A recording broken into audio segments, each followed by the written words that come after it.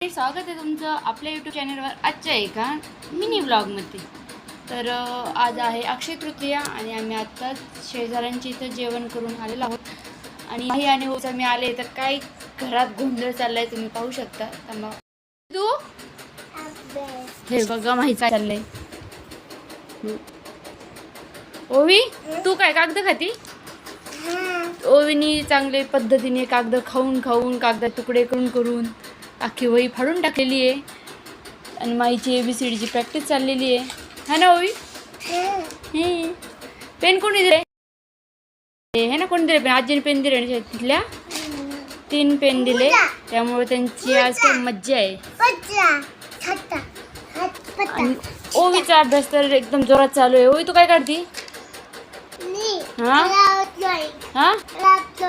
तर ओवी काढतीये खराब ड्रॉइंग।